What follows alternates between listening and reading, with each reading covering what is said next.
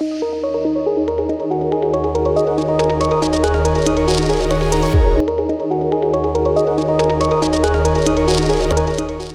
बच्चों, कैसे हैं आप सभी। उम्मीद करती हूँ आप सभी बहुत अच्छे से होंगे और खूब अच्छे से पढ़ाई भी कर रहे होंगे। बच्चों, क्या आप जानते हैं कि मैं कौन हूँ? जी हाँ बच्चों, मैं हूँ आपकी टीचर और मेरा नाम है मनीषा झा। बच्चों, हिंदी में हम क्या क्या पढ़ने वाले हैं, क्या क्या पढ़ेंगे?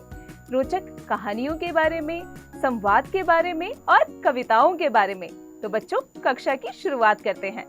बच्चों, पाठ है धर्मनिष्ठ ब्रह्मदत्त। बच्चों, ये कहानी है। बहुत समय पहले की बात है। वाराणसी नगर में ब्रह्मदत्त नामक राजा थे। वे बड़े दूरदर्शी, सहृदय और न्यायप्रिय थे। अपनी प्रजा के सुख दुख का पूरा ध्यान रखते थे, इसलिए सभी लोग उन्हें व्यवहार से बहुत खुश थे।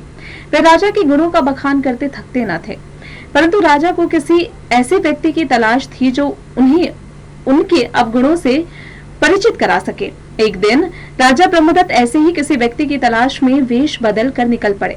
प्रत्येक प्रांत में जाकर उन्होंने लोगों से पूछा, परंतु उन्हें हर बार यही उत्तर मिला कि राजा ब्रह्मदत्त जैसा दयालु, विवेकशील और न्यायप्रिय राजा दूसरा नहीं है। अपनी प्रजा को खुश देखकर उन्हें बहुत प्रसन्नता हुई, परंतु अभी भी उन्हें अपने प्रश्न का उत्तर नहीं मिला था। पूरे राज्य में घूमते हुए वे हिमालय की ओर चल दिए। चलते चलते वे महात्मा बोधिसत्व सत्व के आश्रम पहुंचे। अंदर जाकर राजा ने महात्मा बोधिसत्व को श्रद्धा पूर्वक प्रणाम किया और चुपचाप एक और बैठ गए।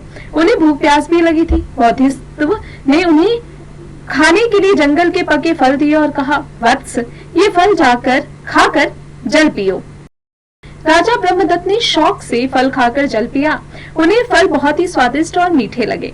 उन्होंने बोधिसत्व से पूछा, भगवान, ये फल इतने मधुर और स्वादिष्ट कैसे हैं?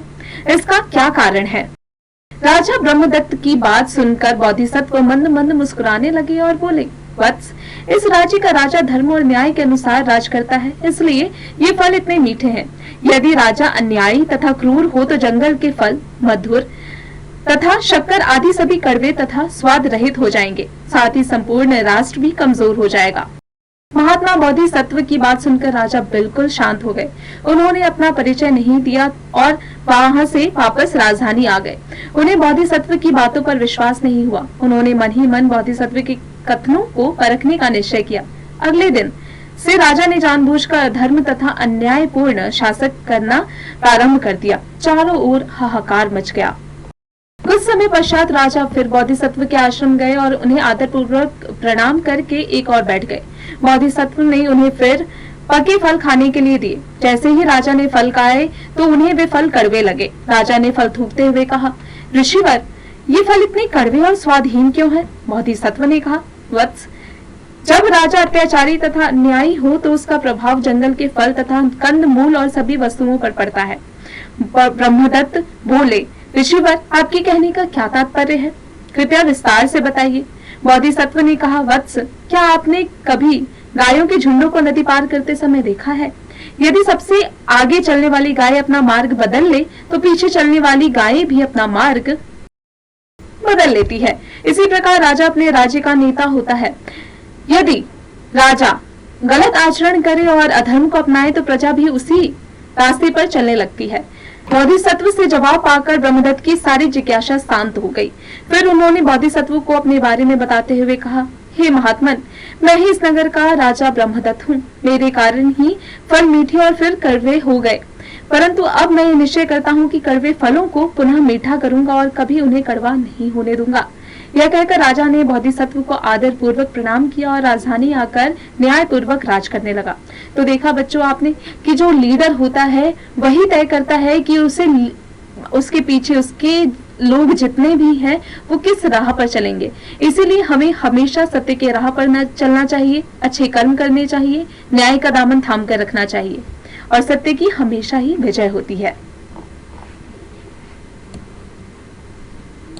शब्द पिटारा, वर्ड मीनिंग्स, तलाश, खोज, सर्च, क्रूर, हिंसक कार्य करने वाला, क्रूर, अवगुण, दोष, फॉल्ट, मधु, शहद, मीठे, हनी, स्वीट, परिचित, जाना पहचाना, अक्वेंटेड, संपूर्ण, पूरा, होल, श्रद्धा पूर्वक, आदर के साथ, विद रिस्पेक्ट, विश्वास, भरोसा, फेथ, वत्स, बेटा, सन, पश्चात, बाद में, आफ्टर, मधुर, मीठा, स्वीट, मार्ग, रास्ता, वे, मंद मंद, धीरे धीरे, स्लोली स्लोली, जिज्ञासा, जानने की इच्छा, डिजायर, टू नोइंग, व्यवहार, बर्ताव, बिहेव, पुनः, फिर, अगेन।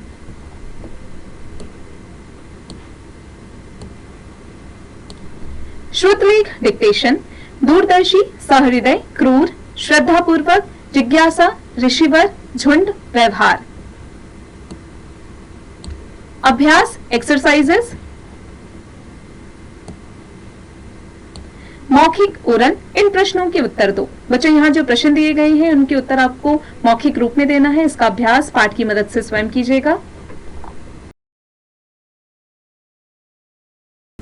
लिखित, रिटन, इन प्रश्नों के उत्तर लिखो। बच्चों, इन प्रश्नों के उत्तर आपको लिखकर देना है, लिखित रूप में देना है। पाठ की मदद से इसका अभ्यास स्वयं कीजिएगा।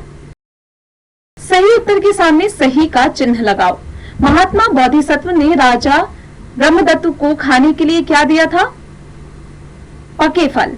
राजा के गलत आचरण करने से प्रजा कैसे रास्ते पर चलने लगती है? अधर्म के रास्ते पर। राजा की जिज्ञासा शांत करने के लिए बोधिसत्व ने किसका उदाहरण दिया था? गायों के झुंड का। ब्रह्मदत्त नामक राजा किस नगर में निवास करते थे? वाराणसी। सही शब्द चुनकर रिक्त स्थान भरिए। वाराणसी नगरी में ब्रह्मदत्त नामक राजा थे। सभी लोग राजा के व्यवहार से खुश थे। चलते चलते राजा महात्मा बोधिसत्व के आश्रम में पहुंचे। राजा ने महात्मा को श्रद्धा पूर्वक प्रणाम किया। ब्रह्मदत्त की सारी जिज्ञासा शांत हो गई। भाषा ज्ञान, लैंग्वेज नॉलेज। नीचे दिए गए शब्दों के समान तीन तीन शब्द और लिखिए। राजा, राज्य, राष्ट्र, राम, मार्ग, सर्प, कार्य, धर्म, प्रांत, प्रातः, प्रकाश, पत्र, मेट्रो, ड्रम, ट्रक, ट्रेन। निम्नलिखित वाक्यांशों के लिए एक शब्द लिखिए जिसे न्याय प्रिय हो। अन्याय प्रिय। जानने की इच्छा, जिज्ञासा। जो दूर की सोचे, दूरदर्शी। जिसके हृदय में दया हो, दयालु। आलोचनात्मक सोच, क्रिटिकल थिंकिंग। इस कहानी से आपको क्या शिक्षा मिलती है बच्चों? इसका अभ्यास स्वयं कीजिएगा। समूह कार्य, ग्रुप डिस्कशन। महात्मा बुद्ध के जीवन के बारे में इंटरनेट से जानकारी प्राप्त कर एक लेख लिखिए। बच्चों, इंटरनेट की सहायता से इसका अभ्यास आप स्वयं कीजिएगा। रचनात्मक गतिविधि। इस कहानी का नाटक के रूप में अभिनय कीजिए। बच्चों, इसका अभ्यास आप स्वयं कीजिएगा। बच्चों, उम्मीद है आपको कक्षा में पढ़ाई गई हर एक बात अच्छे से समझ में आ गई होगी। अब आप इसका अभ्यास निरंतर करते रहिएगा।